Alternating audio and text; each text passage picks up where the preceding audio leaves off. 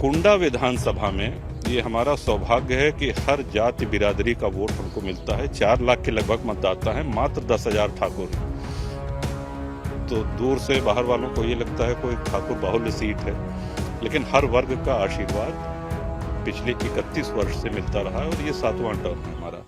नमस्कार, स्वागत है आपका। मैं हूं कुमार अभिषेक और आज हमारे साथ खास मेहमान हैं राजा भैया। हम राजा भैया की बेती कोठी पर मौजूद हैं और आप देखें उस तरफ उनकी जनता भी आपको इस वक्त दिखाई देगी। लगातार लोगों के बीच बने हुए हैं और 3 फेज के चुनाव के बाद इस चौथे चरण से राजा भैया का अहम रोल हो जाएगा और शायद बीजेपी ने भी इसे भांप लिया है। 3-4 दिन पहले राजा भैया की मुलाकात भी अमित शाह से हुई है। गुफ्तगू क्या हुई है, क्या सियासत बदलने जा रही है इन 3 फेज के बाद। हमारे साथ है राजा भैया। स्वागत है सर आपका। धन्यवाद। स्वागत है आपका बेती में, कुंडा में। कुंडा सर, ये बताइए, पहले तो शुरुआत कर लेते हैं कि अमित शाह से मुलाकात की क्या वजह है, क्या है मायने और क्या रही मुलाकात।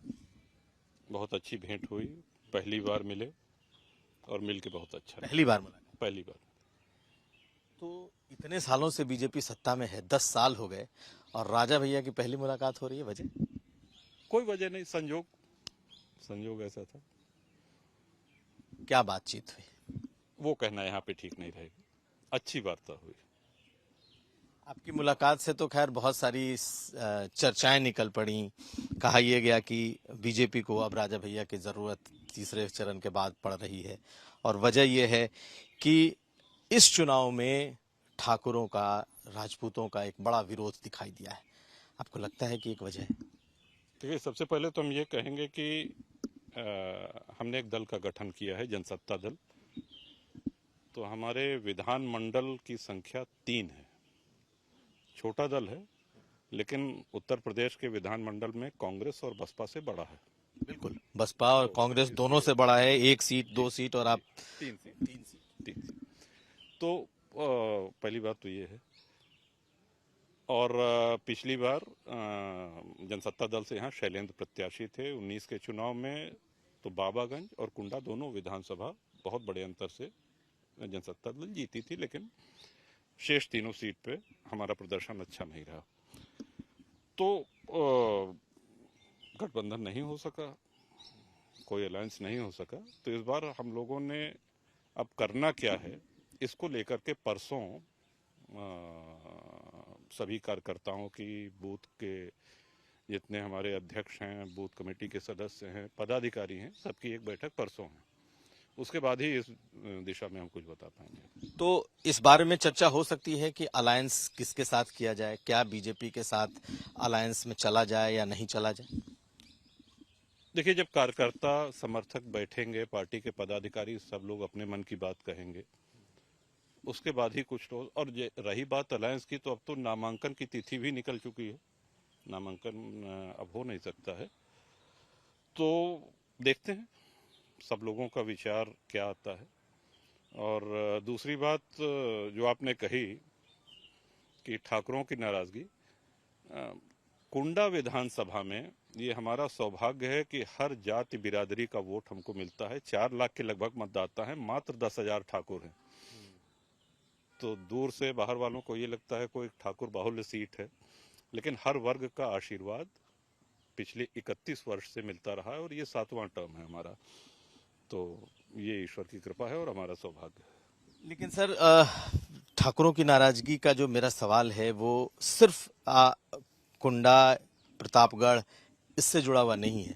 ये इस वक्त जो बीजेपी फेस कर रही थी, खास करके गुजरात से लेकर राजस्थान, पश्चिमी उत्तर प्रदेश, बकायदा क्षत्रिय समाज की बड़ी बड़ी सभाएं हो गईं और कई जगह ठाकुरों की नाराजगी इतनी दिखाई दी कि लोग वोट करने न कम निकले। आपको लग रहा था कि ये नाराजगी है? आपको लग रहा है कि आज भी है? नाराजगी आप लोग के माध्यम से सभी लोग जानते हैं कि नाराजगी थी, और जो आपने दिखाया चैनल्स के माध्यम से और बाकी, तो नाराजगी से इनकार नहीं किया जा सकता। दूर हुई है या अभी भी बनी हुई? अब ये आप किसी भाजपा के प्रवक्ता से पूछेंगे तो वो बेहतर बता पाएंगे आपको कि क्या प्रयास रहा। और इस विषय में हम क्या उत्तर दे सकते हैं आपको?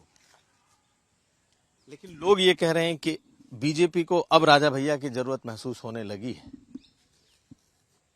लोग क्या कहते हैं इस पे हम फिर वही हमने कहा कि अब उस पे आप हमसे प्रतिक्रिया मांगे तो रही बात विधान परिषद के या राज्यसभा के चुनाव, तो अनवरत पिछले ये द्विवार्षिक चुनाव होते हैं, हर 2 साल पे होते हैं, और जब भी भाजपा की तरफ से कोई संदेश आया है तो हमने भाजपा के पक्ष में मतदान किया है। आपने लगातार वोट दिया है। लगातार, और बिना शर्त के, बिना किसी नखरे के, बिना किसी मांग के।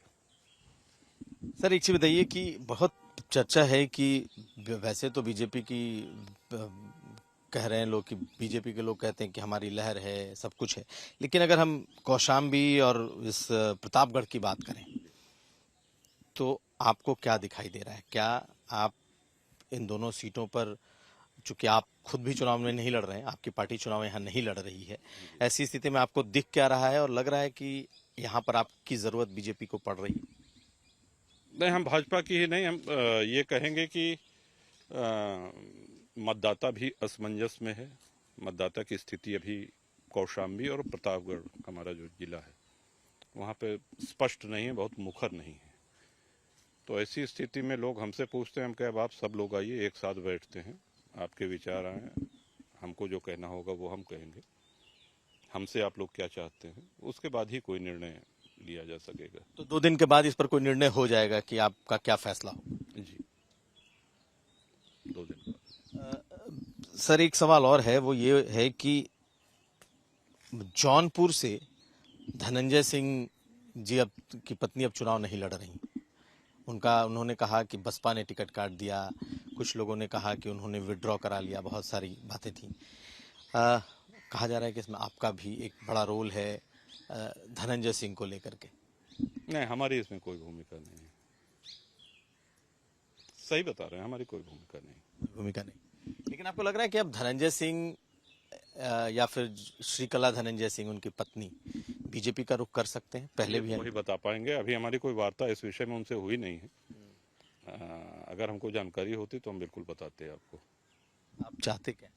नहीं, देखिए, चाहना न चाहना, हमारे चाहने से क्या होता है, उनका अपना क्षेत्र है और अपना जनाधार है, अपने समर्थक हैं, तो इसका निर्णय वो अपने समर्थकों से बात करके लेना चाहिए। तो इसका बेहतर जवाब तो वही दे सकते हैं। बीच में ये भी चर्चा उठी कि आपके और अखिलेश जी के जो संबंध हैं पहले कुछ काफी खराब हो गए थे और अब दोनों के संबंध वापस पटरी पर आ गए और बेहतर हो रहे हैं, ऐसा है? हम ये कह सकते हैं कि हमारे संबंध किसी से भी खराब नहीं है, और आप ठीक कह रहे हैं, बीच में कुछ तलखी आई थी, लेकिन अब नहीं। तो वो तलखी दूर कर ली गई, हो गई मुलाकात? अच्छी बात है, तलखियां दूर होनी चाहिए, तलखियां दूर होनी चाहिए। अब स्थिति सामान्य है। अब अखिलेश जी से स्थिति सामान्य है।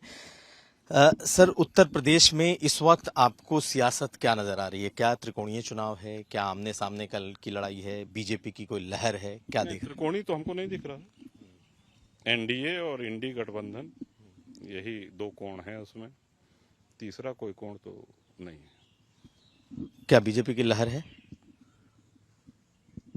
ये अभी हमसे मत पूछिए, हम आपको जब ये कार्यकर्ता बैठक हो जाएगी हम लोग तय कर लेंगे कि क्या करना है, किधर करना है, फिर खुल के।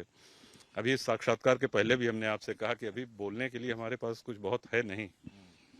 तो चलिए, तो सर बहुत शुक्रिया आपका बात करने के लिए, क्योंकि 2 दिन के बाद जब आपकी मीटिंग होगी तो मुझे लगता है उसके बाद हम आपसे ज़्यादा बेहतर बात कर पाएंगे। बहुत शुक्रिया। तो हमारे साथ थे राजा भैया, और 2 दिन के बाद इनकी पार्टी और ये फैसला लेंगे कि क्या बीजेपी को समर्थन देना है, नहीं देना है, किस तरफ राजनीति जाएगी। तीसरे फेज के बाद अगले 4 फेज के बाद अगले 3 चरण बेहद महत्वपूर्ण होने वाले हैं, क्योंकि पूर्वांचल का चुनाव इसी में आता है। कुमार अभिषेक, कुंडा।